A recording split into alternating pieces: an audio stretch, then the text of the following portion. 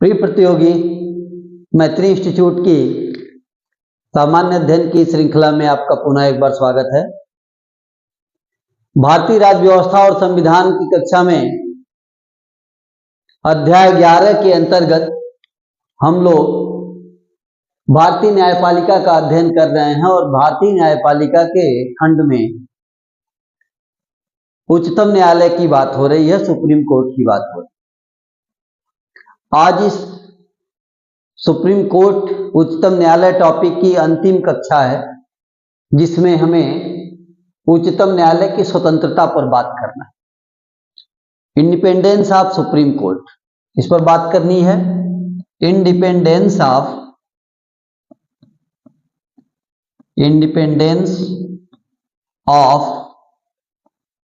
Supreme court, ये बात करनी है हम लोगों को कि भारत के सर्वोच्च न्यायालय की स्वतंत्रता की बात करनी है कि भारत के सर्वोच्च न्यायालय को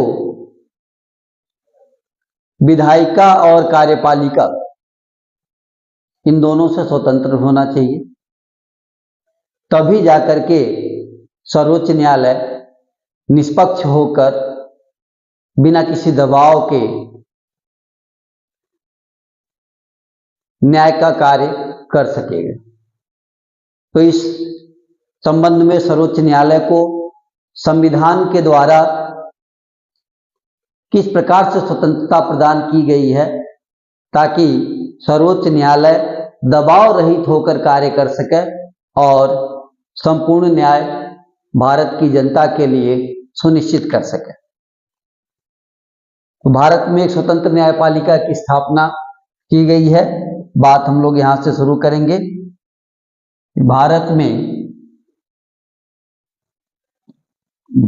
में स्वतंत्र न्यायपालिका की स्थापना की गई है,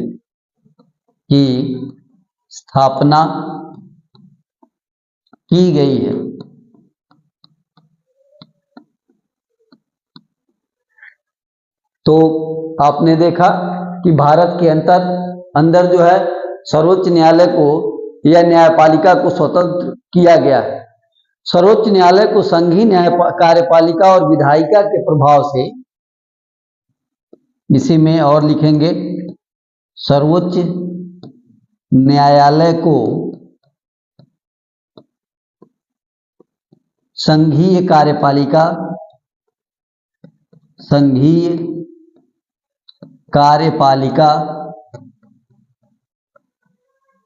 और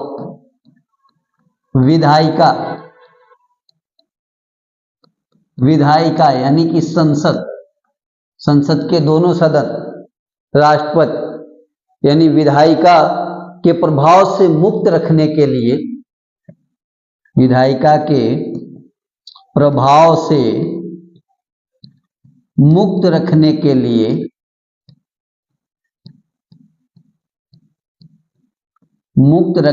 लिए निम्नलिखित शक्तियां और स्वतंत्रता दी गई है। लिए संविधान में निम्नलिखित प्रावधान किए गए हैं। आगे जोड़ लें, संविधान में निम्नलिखित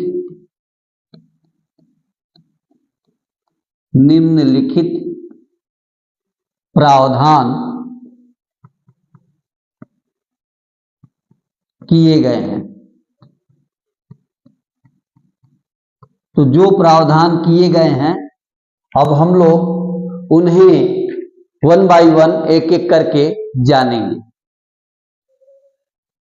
यहां मूल रूप में क्या देखा गया कि भारत में स्वतंत्र न्यायपालिका की व्यवस्था है और सर्वोच्च न्यायालय को संघीय कार्यपालिका और विधायिका दोनों के प्रभाव से मुक्त रखने के लिए संविधान में कुछ व्यवस्था की गई है, संविधान में कुछ प्रावधान किए गए हैं और उन्हीं प्रावधानों के माध्यम से न्यायपालिका को स्वतंत्रता का दर्जा प्राप्त है।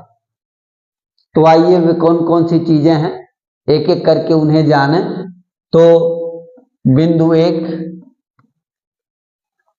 बिंदु एक में सबसे पहले क्या सुनिश्चित किया गया है? सर्वोच्च न्यायालय के न्यायाधीश की नियुक्ति, मुख्य न्यायाधीश की नियुक्ति की बात करें, सर्वोच्च न्यायालय के मुख्य न्यायाधीश की नियुक्ति राष्ट्रपति करता है और अन्य न्यायाधीशों की नियुक्ति मुख्य न्यायाधीश के परामर्श से राष्ट्रपति करता है। इस तरह से आप देखेंगे कि सर्वोच्च न्यायालय के न्यायाधीशों की नियुक्ति में सर्वोच्च न्यायालय का बहुत बड़ा रोल है, जो सर्वोच्च न्यायालय की स्वतंत्रता की ओर इशारा करता है। तो सर्वोच्च न्यायालय के मुख्य न्यायाधीश की नियुक्ति, पहला टॉपिक हम विषय रहेगा सर्वोच्च न्यायालय के मुख्य न्यायाधीश की नियुक्ति, मुख्य न्यायाधीश की नियुक्ति कौन करता है? राष्ट्रपति करता है। राष्ट्रपति करता है तथा अन्य न्यायाधीशों की नियुक्ति अन्य न्यायाधीशों की नियुक्ति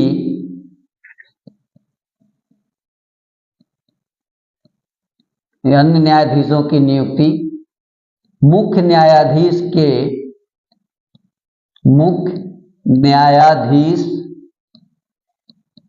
के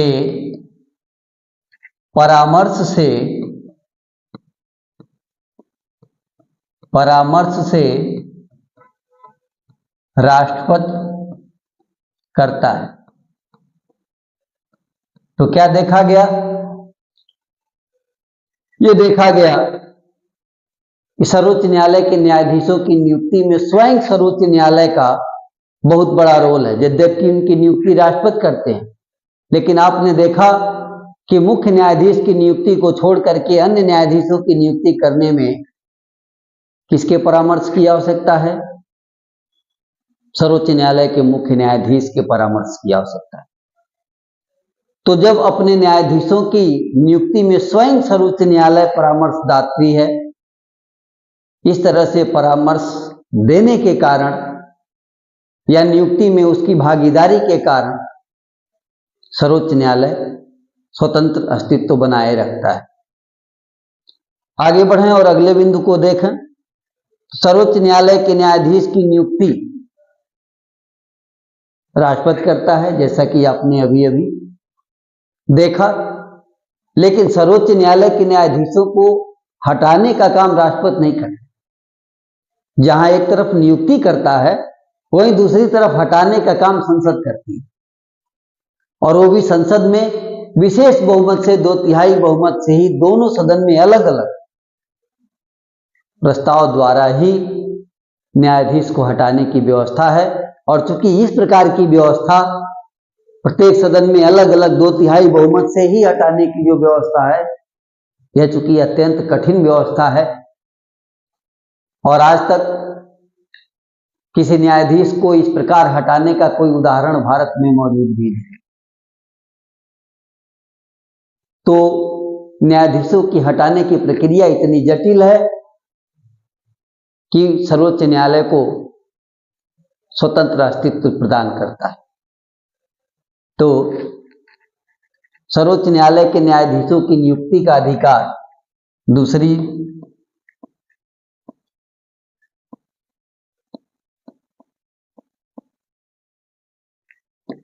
सर्वोच्च न्यायालय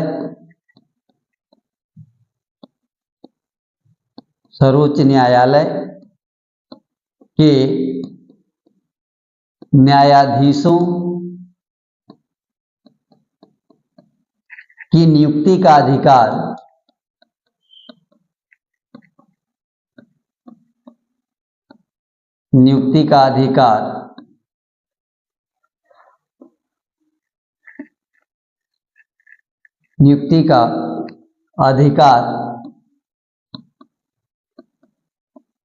एक तरफ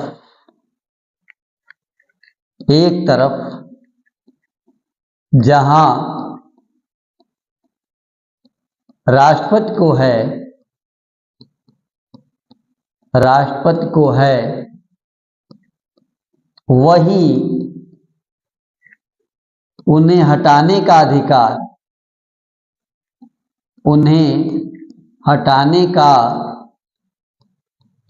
अधिकार संसद को है।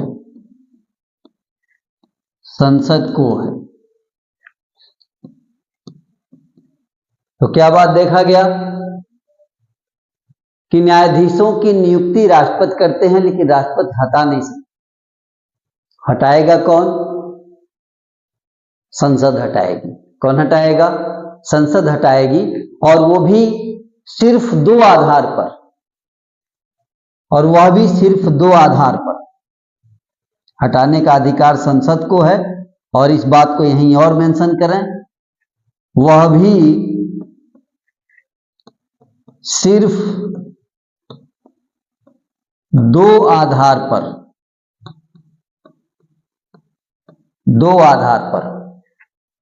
कौन कौन आधार हैं? एक सिद्ध कदाचार और दूसरा असमर्थता के आधार पर। एक सिद्ध कदाचार या असमर्थता। सिद्ध कदाचार या असमर्थता के आधार पर हटाया जा सकता है।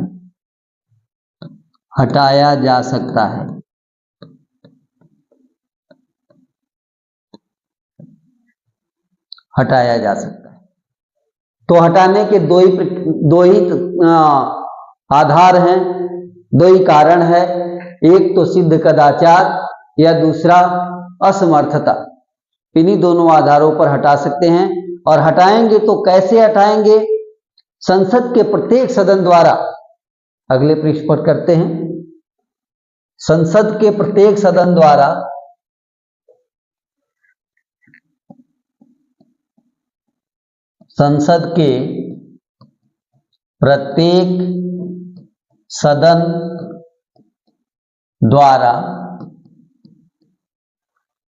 प्रत्येक सदन द्वारा क्या करना होगा? अपनी कुल सदस्य संख्या के बहुमत, अपनी कुल सदस्य संख्या के बहुमत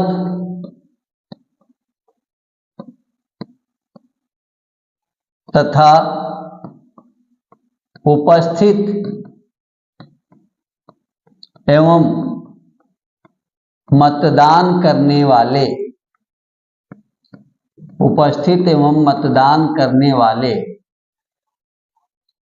वाले सदस्यों के 2/3 बहुमत से पारित प्रस्ताव वाले सदस्यों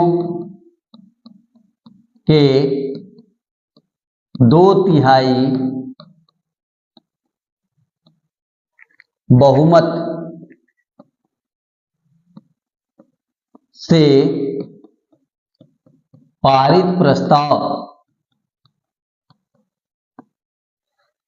प्रस्ताव द्वारा ही हटाया जा सकता है। पारित प्रस्ताव द्वारा ही हटाया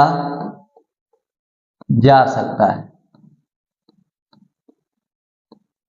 तो आपने देखा कि सर्वोच्च न्यायालय के न्यायाधीशों को हटाने की प्रक्रिया कितनी जटिल है। इसलिए सर्वोच्च न्यायालय का जो अस्तित्व है वो क्या है? स्वतंत्र है। उसकी सर्वोच्चता स्वतंत्र है। इसी तरह अगले बिंदु पर चलें और सर्वोच्च न्यायालय के न्यायाधीशों की पदावधि नियत। अगले बिंदु पर चलें, बिंदु नंबर 3, सर्वोच्च न्यायालय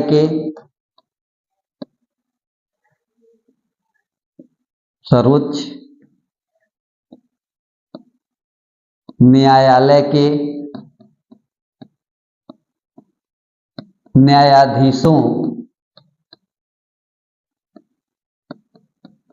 न्यायाधीशों की पदावधि नियत है। कितना है? 65 वर्ष की आयु तक वे सेवा करते हैं। कितना करते हैं? वह 65 वर्ष की आयु तक अपना पद धारण करता है। वह 65 वर्ष की आयु तक अपना पद धारण करते हैं।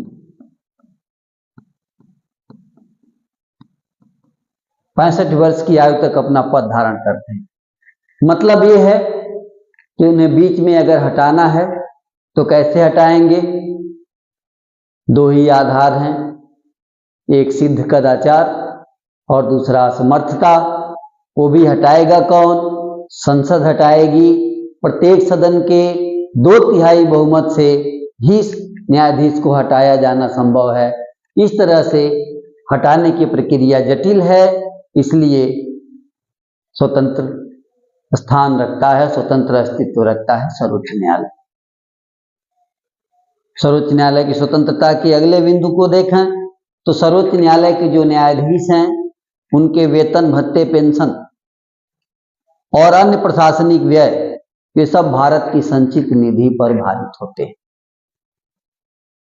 भारत की संचित निधि पर भारित होते हैं।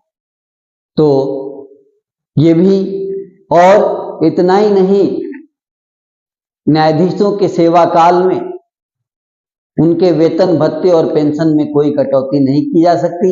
अगर कटौती संभव है तो मात्र एक ही दशा है और वह है वित्तीय आपातकाल की स्थिति। अभी तक भारत में कोई वित्तीय आपातकाल लागू नहीं हुआ, तो बिना वित्तीय आपातकाल के उनके वेतन, भत्ते, पेंशन में कोई कटौती नहीं की जा सकती। न्यायाधीशों की स्वतंत्रता, न्यायपालिका की स्वतंत्रता, सर्वोच्च न्यायालय की स्वतंत्रता का एक महत्वपूर्ण उदाहरण। तो सर्वोच्च न्यायालय के न्यायाधीशों के वेतन, भत्ते, पेंशन, ये चौथा।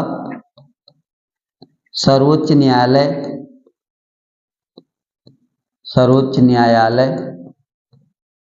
के न्यायाधीशों के वेतन, भत्ते एवं पेंशन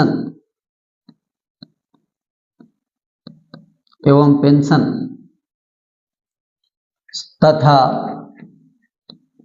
अन्य प्रशासनिक व्यय, ये भी है इसमें जोड़ना, तथा अन्य प्रशासनिक व्यय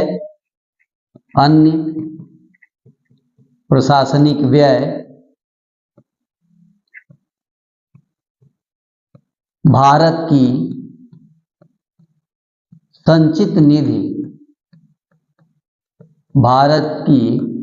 संचित निधि पर भारित है। भारत की संचित निधि पर भारित है। उनके सेवा काल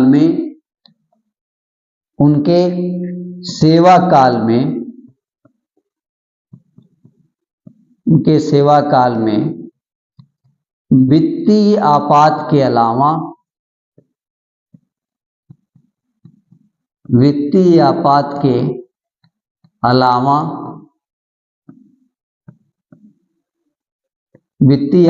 के अलावा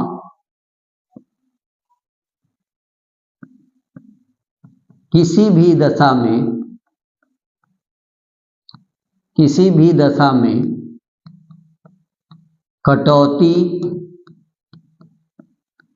संभव नहीं है।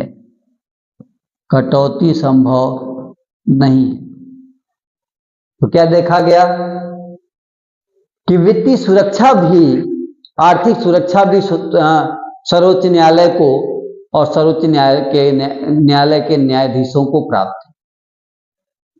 उनके वेतन, भत्ते, पेंशन भारत की संचित निधि पर भारित हैं और उनमें उनके सेवा काल में कोई कटौती भी नहीं की जा सकती, सिवाय वित्तीय आपात के।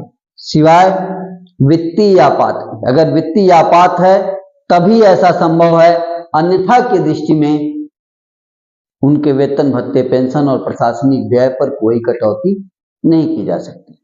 तो इस रूप में भी देखा गया कि सर्वोच्च न्यायालय स्वतंत्र है। सर्वोच्च न्यायालय की स्वतंत्रता के अन्य उदाहरण में बिंदु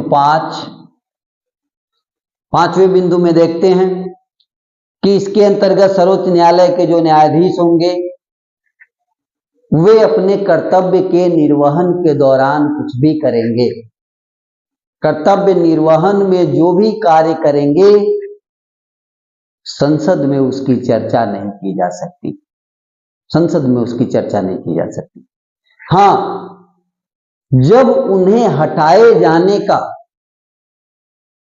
प्रावधान चल रहा हो, प्रक्रिया चल रही हो, बस तभी चर्चा होगी, अन्यथा की दृष्टि में सर्वोच्च न्यायालय के न्यायाधीशों के कार्यों में किए गए, अपने कर्तव्य निर्वहन में किए गए किसी भी कार्य के लिए सदन के अंदर कोई चर्चा नहीं की जा सकती। अर्थात यहां भी सर्वोच्च न्यायालय को स्वतंत्रता प्राप्त है। तो सर्वोच्च न्यायालय के किसी न्यायाधीश द्वारा सर्वोच्च न्यायालय के किसी न्यायाधीश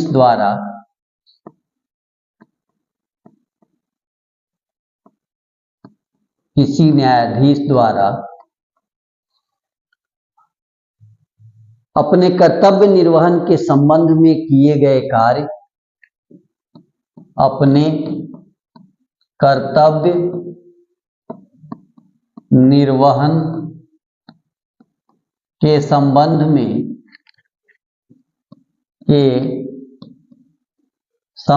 में किए गए कार्य के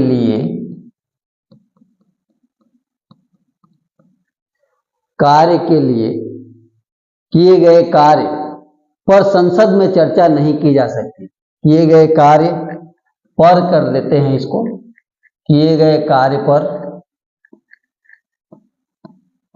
संसद में चर्चा नहीं की जा सकती।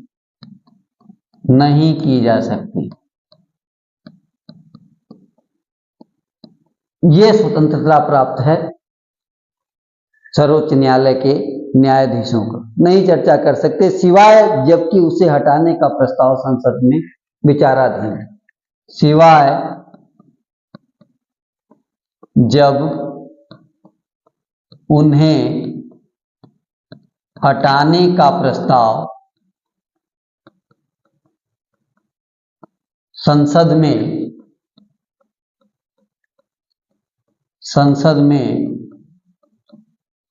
विचाराधीन हो। तो केवल एक ही कंडीशन में चर्चा होगी, जब उन्हें हटाने का प्रस्ताव संसद में चल रहा हो तो चर्चा होगी, अन्यथा उनके कर्तव्य के निर्वहन में जो भी कार्य उनके द्वारा किए जाएंगे उसकी चर्चा सदन में नहीं की जाएगी, विधानमंडल में भी चर्चा नहीं की जाएगी। ऐसा अनुच्छेद 121 के तहत होता है। ये चाहे तो यहां मेंशन कर दें, अनुच्छेद 121, अनुच्छेद 121, और साथ ही चाहे तो अनुच्छेद 211 के तहत राज्य विधानमंडल में भी चर्चा नहीं हो सकती। उसी तरह अनुच्छेद 211 के तहत राज्य विधानमंडल में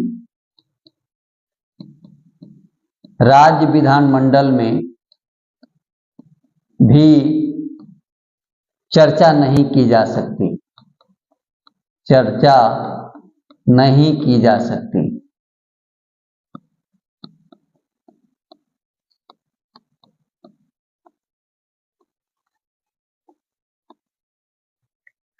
तो इस तरह से सर्वोच्च न्यायालय किस प्रकार स्वतंत्र है, यहाँ उनकी स्वतंत्रता के उदाहरण हैं कि उनके कर्तव्य निर्वहन में किए गए कार्यों के लिए ऐसा नहीं है कि बात बात में संसद में या कहीं उसकी चर्चा की जा सके, उसकी चर्चा नहीं की जाएगी। इसके अलावा सर्वोच्च न्यायालय को अपने लिए और अपने अधीनस्थ न्यायालयों के लिए कार्य प्रणाली निर्धारित करने का अधिकार, ये भी स्वतंत्रता है।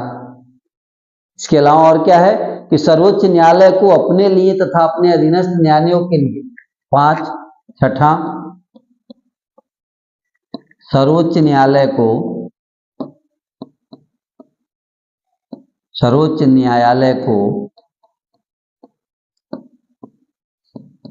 अपने लिए तथा अपने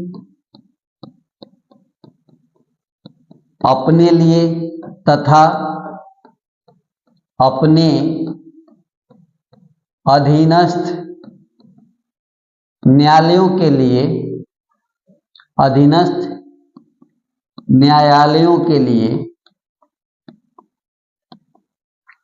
न्यायालयों के लिए कार्य प्रणाली विकसित करने का अधिकार है। तो यहां भी देखा आपने कि सर्वोच्च न्यायालय को अपने लिए भी और अपने अधीनस्थ न्यायालयों के लिए भी, उच्च न्यायालय और उसके नीचे के न्यायालयों के लिए भी कार्यप्रणाली विकसित करने का अधिकार है, निर्धारित करने का अधिकार है, ताकि इस पर कोई अन्य टोका टाकी न कर सके। ऐसा नहीं कि संसद उनके लिए कार्यप्रणाली नियत करे, कार्यपालिका उनके लिए कार्यप्रणाली नियत करे, ऐसा कुछ नहीं। वे अपनी कार्यप्रणाली स्वयं निर्धारित करेंगे। तो सर्वोच्च न्यायालय अपने लिए और अपने अधीनस्थ न्यायालयों के लिए कार्यप्रणाली निर्धारित कर सकती है, ऐसा करने का उसके पास अधिकार है, ये उसे स्वतंत्र स्थान देता है। इसके अलावा आगे बढ़ते हैं तो देखते हैं कि सेवानिवृत्ति के पश्चात न्यायाधीश, सर्वोच्च न्यायालय के न्यायाधीश के बारे में है कि सेवानिवृत्ति के पश्चात इस न्यायालय का कोई भी न्यायाधीश देश के किसी भी न्यायालय में वकालत का कार्य नहीं कर सकता। स्वतंत्र सर्वोच्च न्यायालय के न्यायाधीश जब सेवानिवृत्त होंगे तो कोई भी न्यायाधीश देश के किसी भी न्यायालय में वकालत का कार्य नहीं कर सकता। मतलब ये कि वो कहीं भी दबाव मुक्त रह के काम करेंगे। ऐसा नहीं है कि कल को उन्हें इस तरह का काम करना हो और इस चीज को वो ध्यान रखें और ध्यान रखते हुए पक्षपात करें। इसलिए पक्षपात से मुक्त होकर के सर्वोच्च न्यायालय कार्य कर सकता है। इसके लिए उसके न्यायाधीशों को आगे भविष्य में किसी भी कोर्ट में वकालत वकालत का काम करने का कार्य से मुक्त किया गया है। तो अगला बिंदु 6 हो गया। 7वें की बात करें, बिंदु नंबर 7। बिंदु नंबर 7 में क्या था? यही कि सेवानिवृत्त होने के पश्चात इस न्यायालय का कोई भी न्यायाधीश सेवानिवृत्त होने के पश्चात सर्वोच्च न्यायालय का कोई भी न्यायाधीश सर्वोच्च न्यायालय का कोई भी न्यायाधीश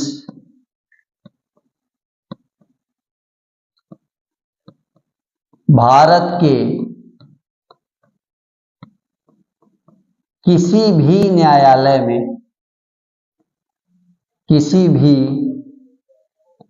न्यायालय में वकालत का कार्य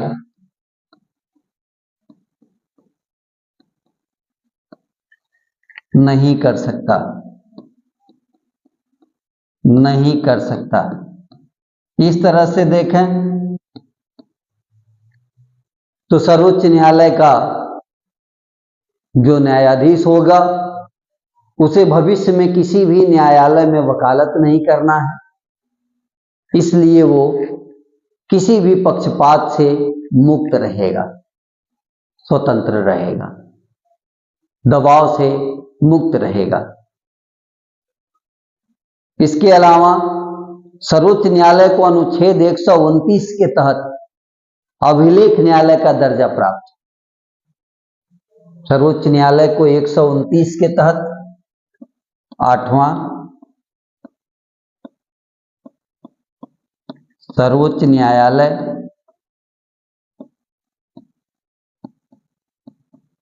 न्यायालय को अनुच्छेद 129 के तहत 129 के तहत अभिलेख न्यायालय का दर्जा प्राप्त है। अभिलेख न्यायालय का दर्जा प्राप्त है। इसका अभिप्राय क्या है? इसका अभिप्राय है कि सर्वोच्च न्यायालय अपने अवमानना के लिए किसी भी व्यक्ति को दंडित कर सकती है। अतः उसे अपने अवमान के लिए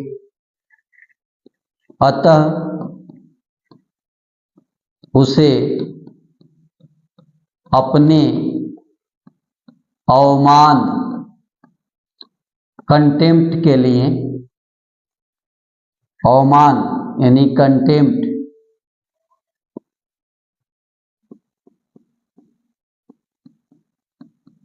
के लिए किसी भी व्यक्ति को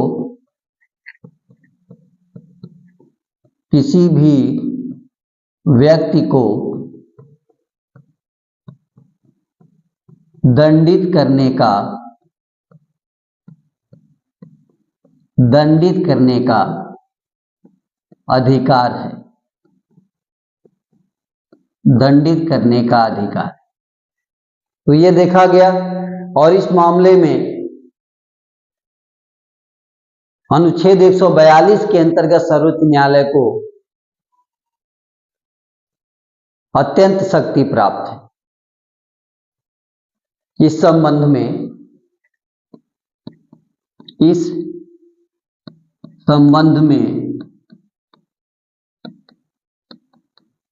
सर्वोच्च न्यायालय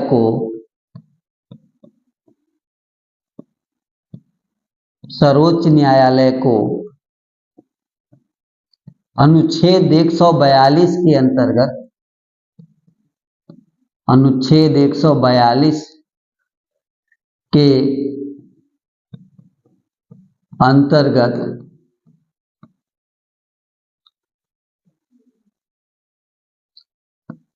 अनन्य शक्ति प्राप्त है। अनन्य शक्ति प्राप्त है। तो इस तरह से देखा गया कि सर्वोच्च न्यायालय किन किन बातों के कारण स्वतंत्र दिखता है, स्वतंत्र व्यवहार करता है और स्वतंत्र स्थान रखता है। हम लोगों ने जाना। इन सभी बिंदुओं के माध्यम से सर्वोच्च न्यायालय की स्वतंत्रता बहाल की गई है। आइए पुनः इन्हें एक बार देख लें और आज की कक्षा को समाप्त करें। हमें देखना था उच्चतम न्यायालय की स्वतंत्रता के बारे में। तो उच्चतम न्यायालय की स्वतंत्रता क्या है, और उच्चतम न्यायालय की स्वतंत्रता को देखते हुए पहला जो बिंदु ये है कि भारत में न्यायपालिका को स्वतंत्र और निष्पक्ष बनाया गया है। स्वतंत्र न्यायपालिका की स्थापना की गई। कैसे? सर्वोच्च न्यायालय को संघीय कार्यपालिका और विधायिका दोनों के दबाव से मुक्त रखने के लिए संविधान में कई प्रावधान किए गए हैं, निम्नलिखित प्रावधान किए गए हैं। वे प्रावधान क्या क्या हैं उन्हें हम एक एक करके जानें। पहला प्रावधान है कि सर्वोच्च न्यायालय के जो मुख्य न्यायाधीश की नियुक्ति तो राष्ट्रपति करता है, लेकिन अन्य न्यायाधीशों की नियुक्ति मुख्य न्यायाधीश के परामर्श से राष्ट्रपति करता है। तो यहां एक बात देखने को मिलती है कि सर्वोच्च न्यायालय के न्यायाधीशों की नियुक्ति में स्वयं सर्वोच्च न्यायालय का बहुत महत्वपूर्ण रोल है, जो सर्वोच्च न्यायालय की स्वतंत्रता को बहाल करता है। इसी प्रकार सर्वोच्च न्यायालय के न्यायाधीशों की नियुक्ति के अधिकार की बात कर रहे हैं, तो जहां एक तरफ नियुक्ति का अधिकार राष्ट्रपति को है, वहीं उन्हें हटाने का अधिकार राष्ट्रपति को नहीं है, संसद को है। किसको है? संसद को है। नियुक्ति हो गया मुख्य न्यायाधीश की राष्ट्रपति कर रहे हैं, अन्य न्यायाधीशों की परामर्श से राष्ट्रपति कर रहे हैं, लेकिन आप देख रहे हैं कि उन्हें हटाने का अधिकार सिर्फ संसद को है, और उसके लिए वे सिर्फ दो आधार हैं। क्या हैं? दो आधार निर्धारित किए गए हैं, एक सिद्ध कदाचार और दूसरा असमर्थता।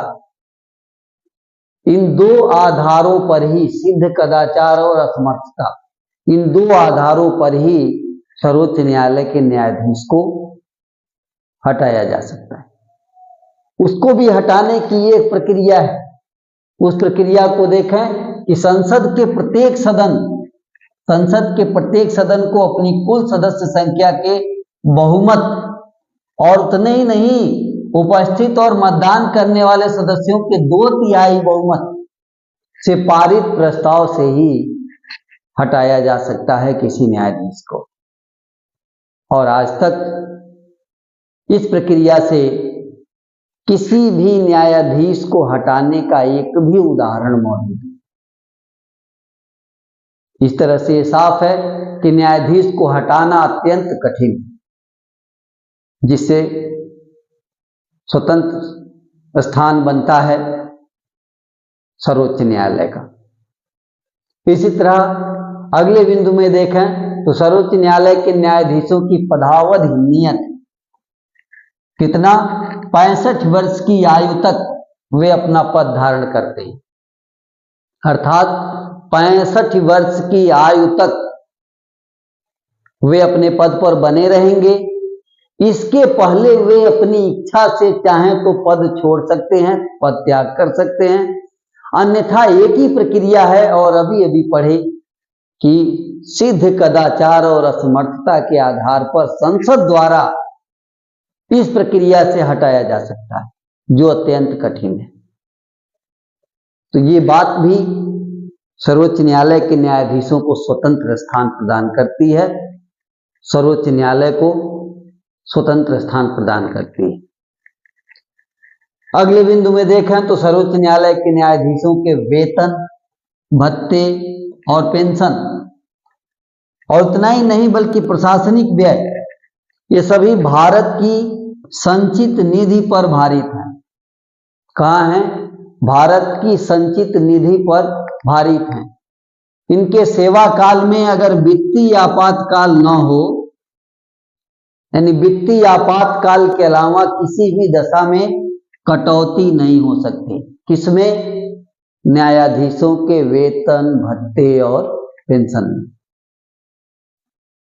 इस तरह से न्यायाधीशों के समक्ष आर्थिक सुरक्षा भी मौजूद है, जो उन्हें स्वतंत्र स्थान देती है, या उनके स्वतंत्र होने के लिए बहुत मजबूत स्थान, बहुत मजबूत कारण प्रस्तुत करती है। इसके अलावा आगे बढ़ें, बिंदु 5, इसमें क्या है? इसमें सर्वोच्च न्यायालय के कोई न्यायाधीश अगर अपने कर्तव्य निर्वहन में या अपने कर्तव्य निर्वहन करते हुए उस संबंध में कोई कार्य किए हैं, तो उसकी चर्चा संसद में नहीं की जा सकती। उसकी चर्चा संसद में नहीं हो सकती।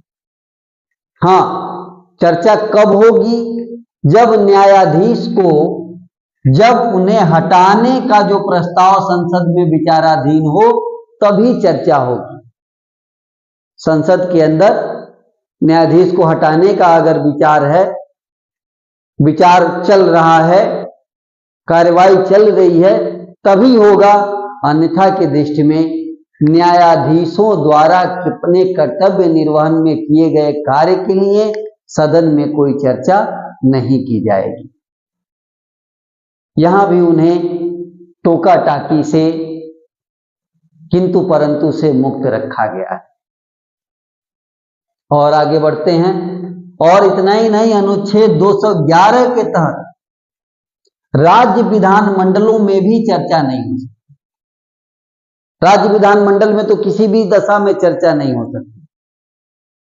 संसद में तो हटाने की प्रक्रिया के दौरान चर्चा भी हो सकती है, लेकिन राज्य विधानमंडल में किसी भी दशा में चर्चा नहीं हो सकती, क्योंकि राज्य विधानमंडल में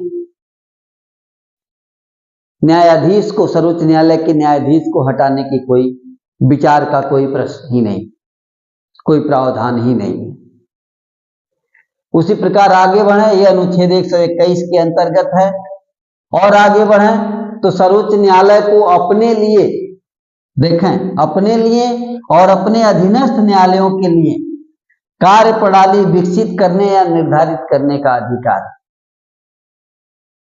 कैसी कार्य प्रणाली चलेगी, उस कार्य प्रणाली का निर्धारण करने का अधिकार भी सर्वोच्च न्यायालय को है।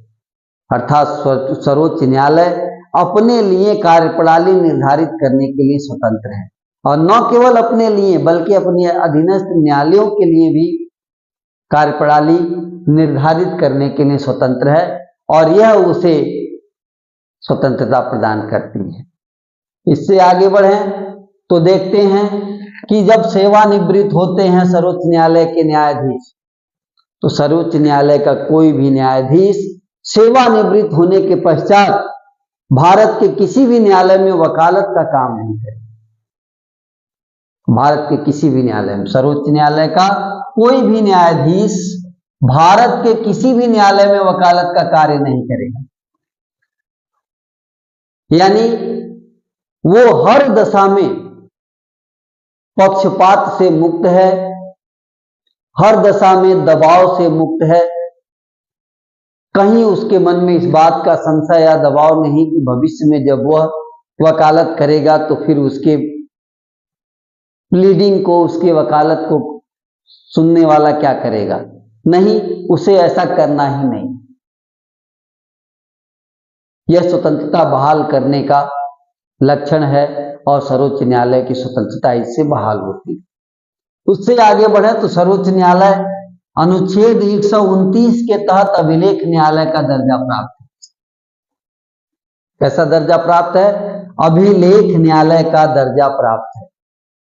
मतलब ये कि अगर उसका अवमान होगा, कंटेम्प्ट होगा, अगर सर्वोच्च न्यायालय की अवमानना होगी, तो इसके लिए वह किसी भी व्यक्ति को दंडित कर सकता है, दंडित करने का अधिकार रखता है। और इस मामले में अनुच्छेद 142 के अंतर्गत सर्वोच्च न्यायालय को अमोघ शक्ति प्राप्त है, अनन्य शक्ति प्राप्त है। इस शक्ति का प्रयोग करते हुए सर्वोच्च न्यायालय किसी को भी दंडित कर सकते हैं। तो इस प्रकार हम लोगों ने देखा कि सर्वोच्च न्यायालय की स्वतंत्रता संविधान में किस प्रकार, किन किन प्रावधानों के माध्यम से बहाल की गई है। आज की कक्षा में इतना ही। सर्वोच्च न्यायालय के बारे में हम लोगों ने आज सर्वोच्च न्यायालय के टॉपिक को समाप्त किया है। अब आगे हम लोग उच्च न्यायालय के बारे में पढ़ेंगे। आज के लिए इतना ही। धन्यवाद।